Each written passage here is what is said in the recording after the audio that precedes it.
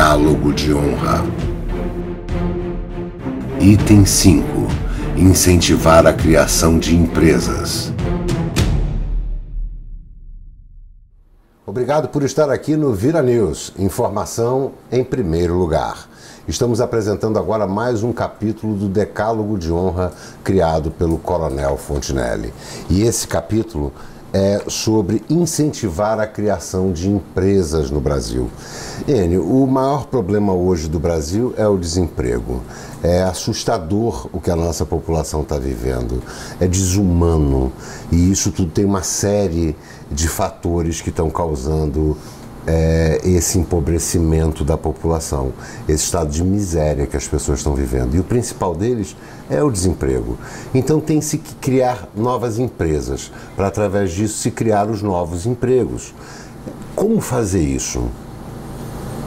Você deu a chave da solução, é a criação de empresas. Mas acontece que durante todo esse período que ficou para trás, esses 30 anos para trás, o governo fez de tudo para infernizar a vida do empresário. Ser empresário no país, como eu já tive a oportunidade de dizer, é uma atividade circense. O camarada tem que ser um acrobata para poder sobreviver do inferno que é a exigência governamental.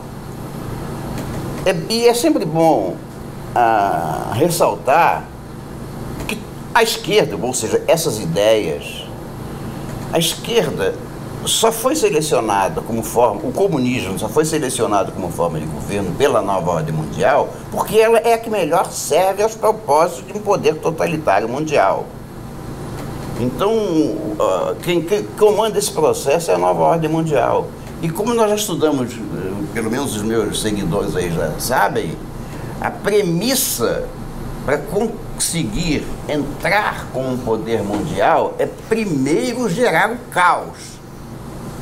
E o desemprego é uma arma poderosíssima para criar o caos, como você mesmo disse, porque sem emprego as pessoas passam fome, têm dificuldades, saem buscando qualquer solução para sobreviver, e essa luta pela sobrevivência de repente se transforma em raiva e a tendência é promover o caos, que é o objetivo da nova ordem mundial.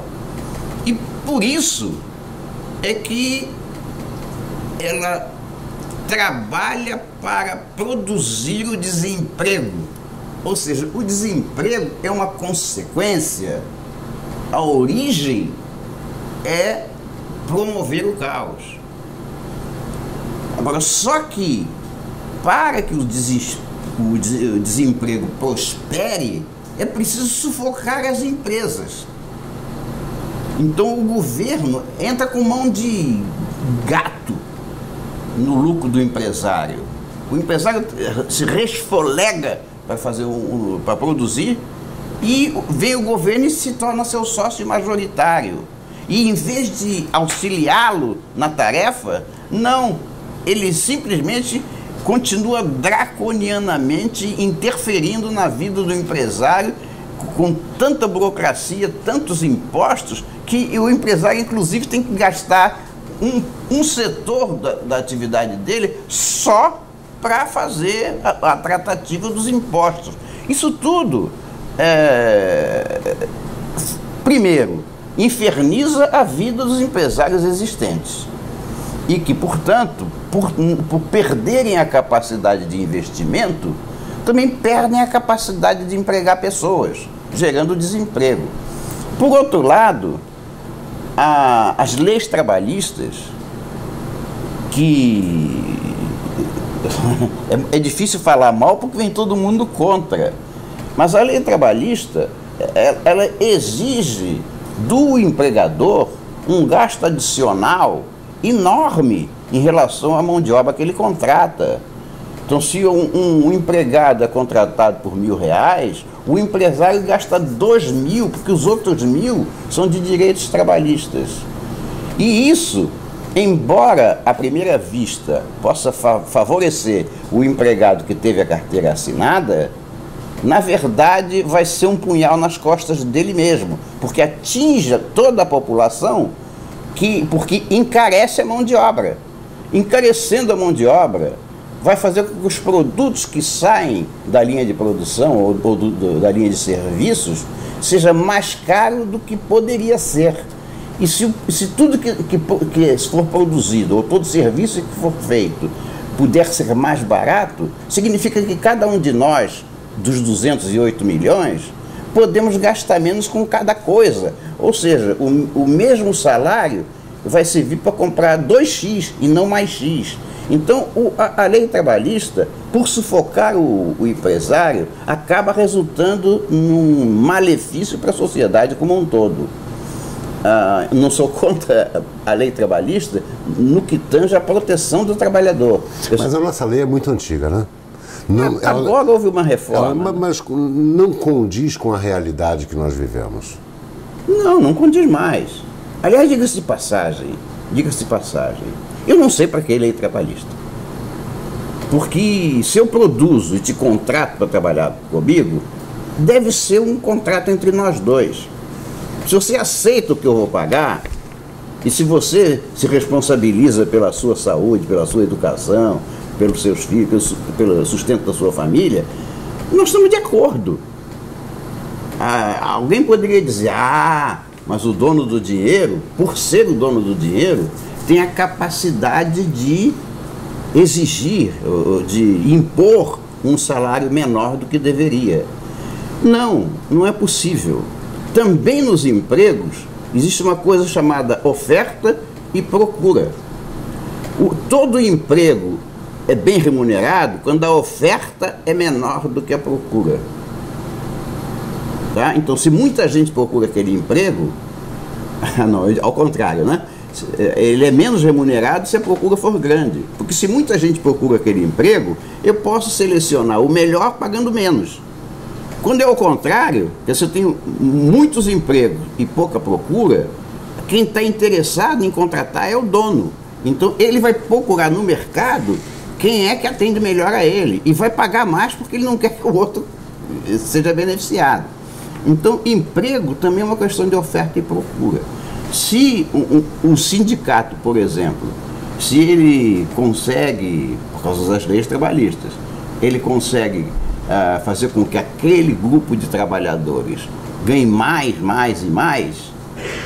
do que deveria, o balão de ensaio para saber se está certo era simplesmente abrir a oferta de emprego para todos. A Margaret Thatcher fez isso na Inglaterra, quando assim que ela assumiu o governo, ela estava no meio de uma greve dos mineiros.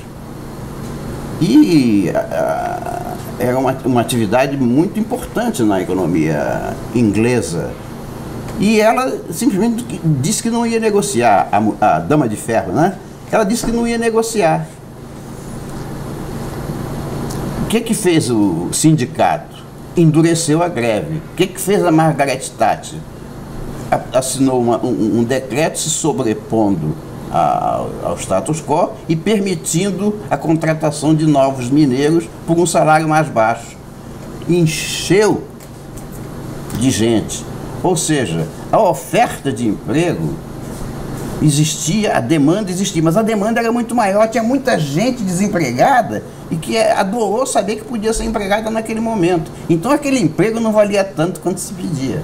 Então, Enio, isso é fácil de entender, porque também a gente tem, como já falamos, diminuir a carga tributária. Não é desejo, claro, do patrão pagar um mísero salário para o empregado, porque o patrão também precisa do empregado mais satisfeito. E hoje a maioria dos empregados não estão satisfeitos porque acham que recebem pouco, que o patrão paga pouco, mas o patrão paga muito caro.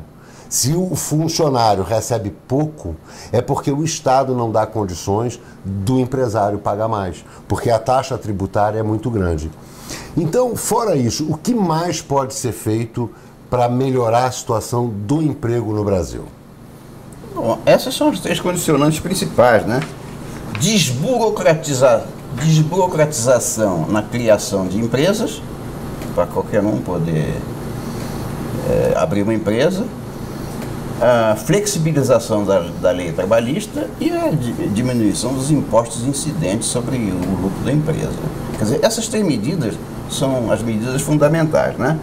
Agora, quando a gente fala em criar novas empresas, talvez as pessoas estejam pensando em alugar um prédio, botar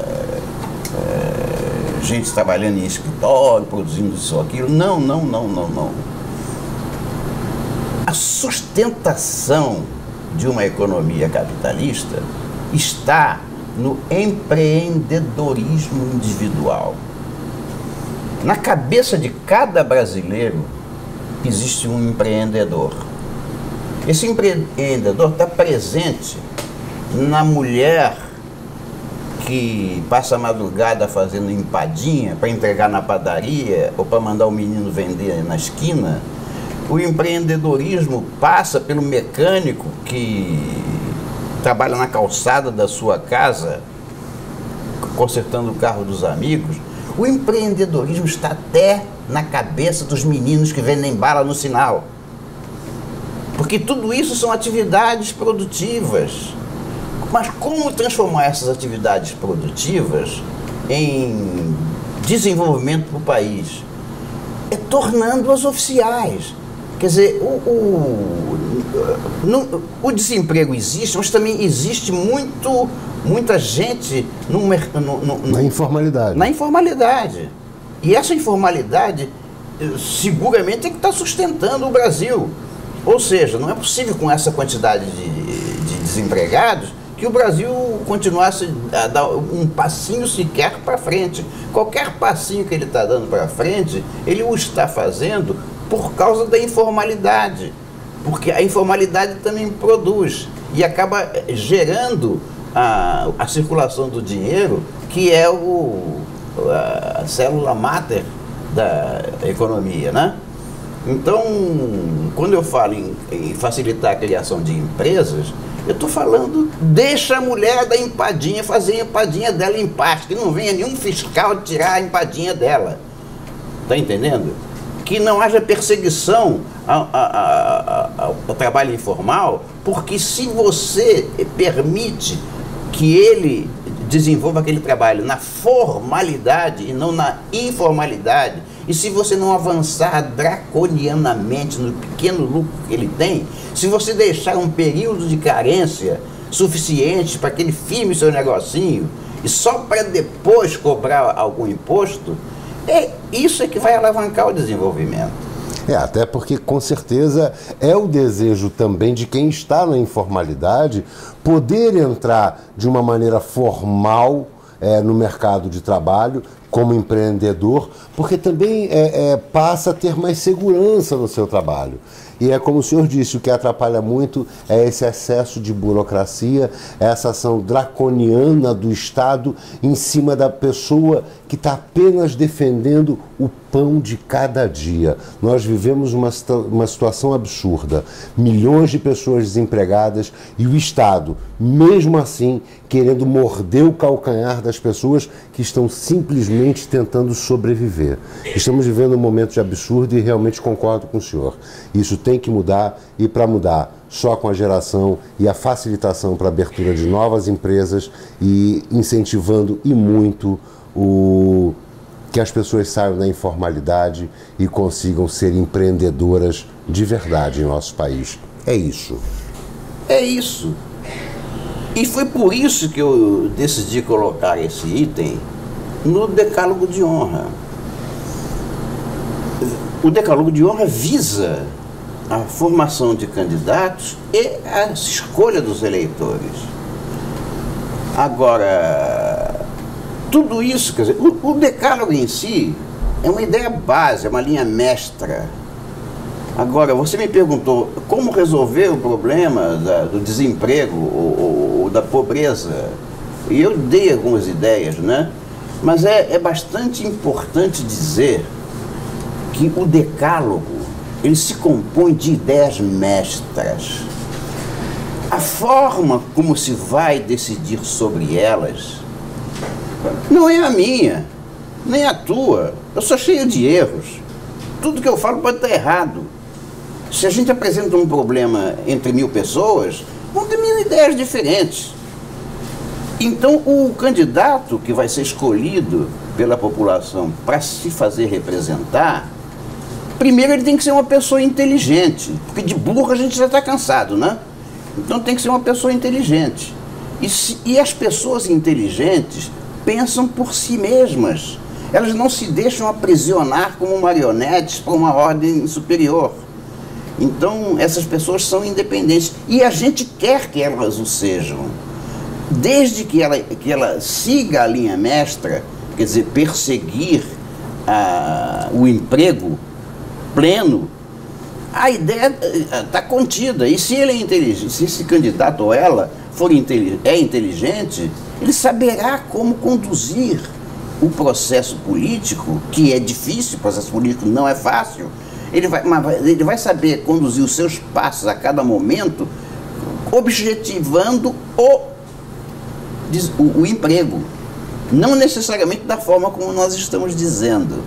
Nós estamos dizendo isso e colocamos no decálogo de honra apenas para saber que o nosso candidato deve perseguir o emprego.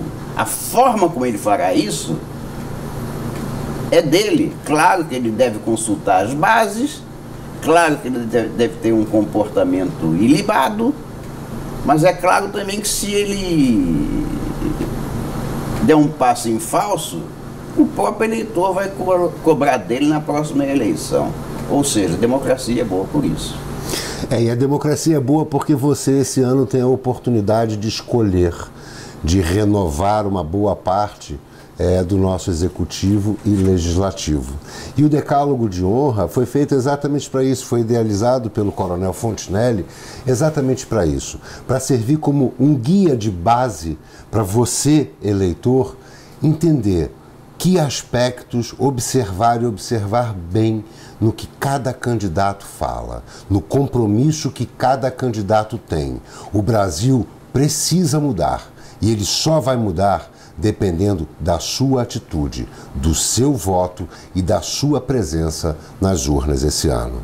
Esse é o Decálogo de Honra com o Coronel Enio Fontinelli. Obrigado por assistir aqui no Vira News. Informação em primeiro lugar.